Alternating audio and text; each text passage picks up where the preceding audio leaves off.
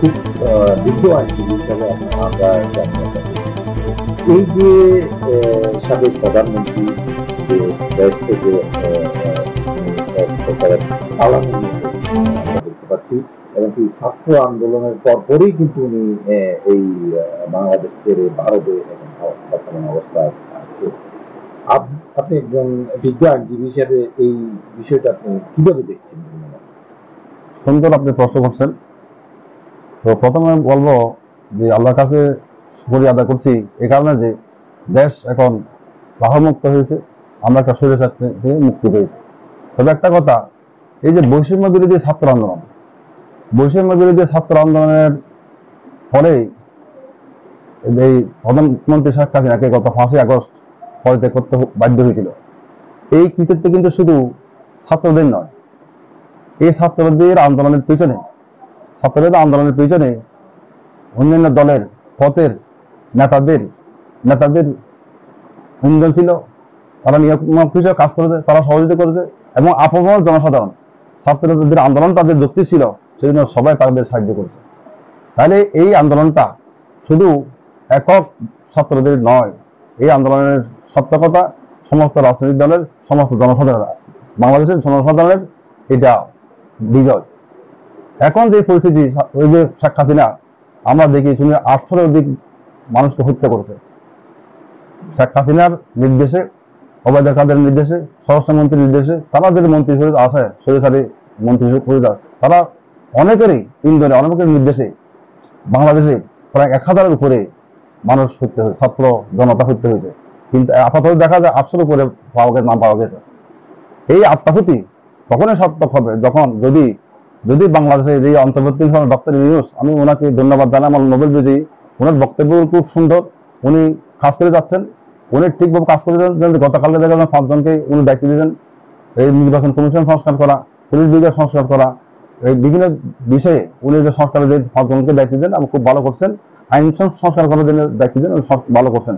কিন্তু জনগণের এখন প্রত্যাশা হচ্ছে এই যে বিষয়টা বর্তমান পরিস্থিতি বিরাজ করতেছে, এই পরিস্থিতি যে শেখ হাসিনা ভারত থেকে বা অন্য দিক থেকে উনি এখানে কোনো আবার ষড়যন্ত্র দল পাকাইতে পারে।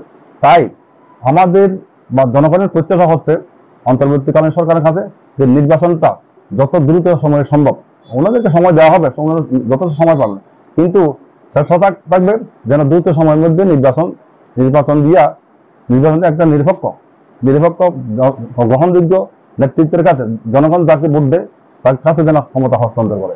এখন জনগণ উন্মুখ হয়ে আছে যে কখন আমরা ভোট দিতে পারবো। জনগণ আমরা উন্মুখ হয়ে আছে, বিশেষ করে তরুণীরা যারা গত 3 টার্ম ভোট দিতে পারে নাই, তারা ভোট কি জিনিস বুঝে না। তাই তাদের প্রত্যাশা, তারা যেন এই ইন্টারিম গভর্নমেন্টের আমলে তারা যেন স্বাধীনভাবে তাদের মত প্রকাশ করতে, যাকে ইচ্ছা, যেই দলকে ইচ্ছা তাকে যেন ভোট দিয়ে জয়যুক্ত করে দেশ শাসনের জন্য তারা দায়িত্ব অর্পণ করতে পারে। আচ্ছা, এই যে শেখ হাসিনা যে এই মুহূর্তে যে বলছেন ভারত থেকে বা সেখান থেকে বলছেন উনি আবার আসবেন, আবার রাজনীতি করবেন জনগণের কাছে, এই বিষয়টা যে প্রধানমন্ত্রী তো সবাই মা।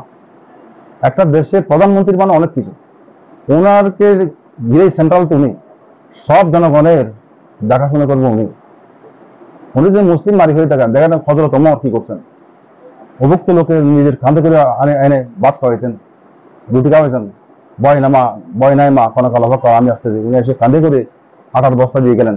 উনি যেটা করেন, উনি তো মানুষের অর্থ শুধু বিভিন্ন ব্যাংকে লাগাই, ব্যাংক থেকে, বিভিন্ন ব্যক্তি থেকে, বিভিন্ন প্রতিষ্ঠান থেকে, বিভিন্ন লোকজন, কোনো মন্ত্রীদের লাগাইয়া টাকা অর্থ পাচার করেছে, কত লক্ষ হাজার কোটি টাকা পাচার করেছে বিদেশে। উনার মতো এত নিকৃষ্ট প্রধানমন্ত্রী আমরা পাই নাই।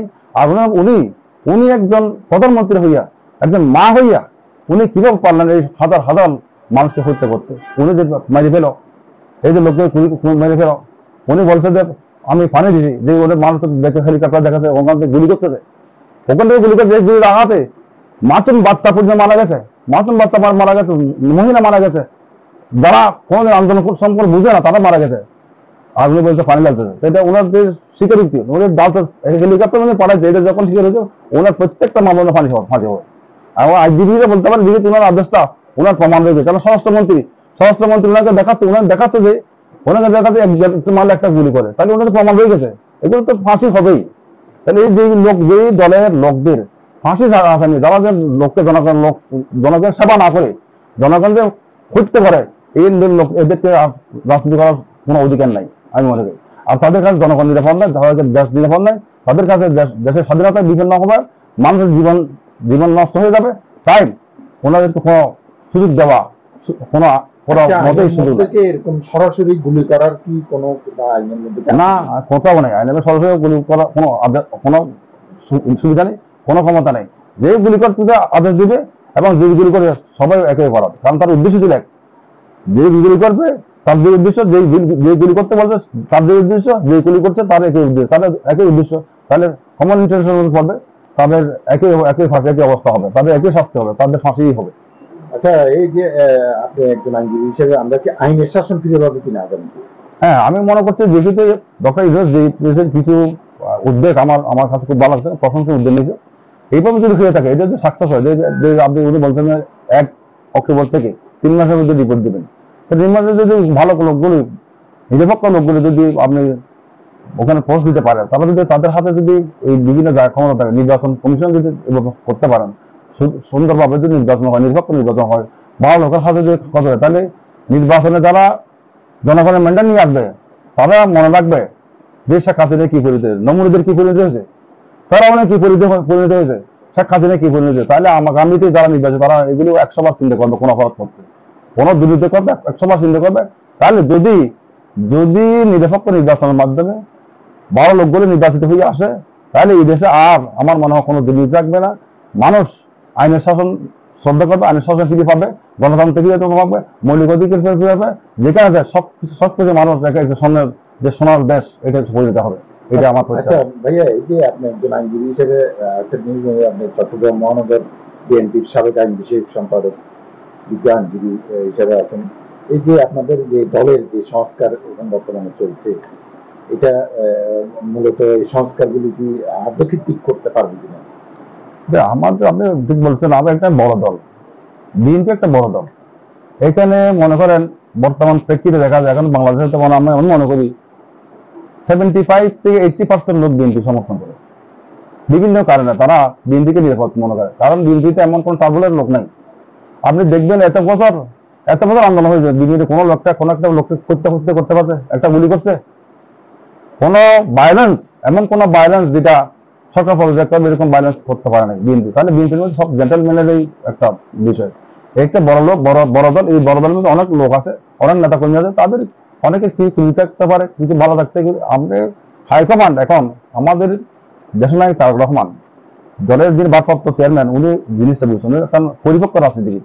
আমি উনার প্রত্যেকটা ভাষণ, প্রত্যেকটা দেখি, আমি উনার ভাষণে, উনার বক্তব্যে দেখা যায় একজন পরিপক্ক রাজনীতিবিদ, উনি দেশের মঙ্গল চায়, উনি দেশটা স্বাধীন করে আমরা যেন পুনরায় স্বাধীনতা পাই, এই স্বাধীনতা রক্ষা করতে পারে। উনি চায় দেশটা আবার যেন সুজলা শস্য শ্যামলা দেশ পরিণত হয়, সবুজ বিপ্লব হয়, আমাদের জনগণের নিরাপদে থাকে। উনি সেটা চিন্তা করবেন, সেই লক্ষ্যে দলকে উনি জেলে সাজাবেন, যথাস্থানে তাকে মূল্যায়ন করা, যে দায়িত্ব পায় সেই দায়িত্ব উনি দিবেন। তারও কথা উনি সুন্দর, আমরা দেখি চট্টগ্রাম মহানগর দেখি, উনার সিদ্ধান্ত ঠিক, উনি সিদ্ধান্ত দেরি করে না, উনি ঠিক জায়গায় ঠিক লোককে নেতৃত্ব দিবেন, এটা আমাদের প্রত্যাশা। আপনাকে অনেক ধন্যবাদ। আপনাকে ধন্যবাদ।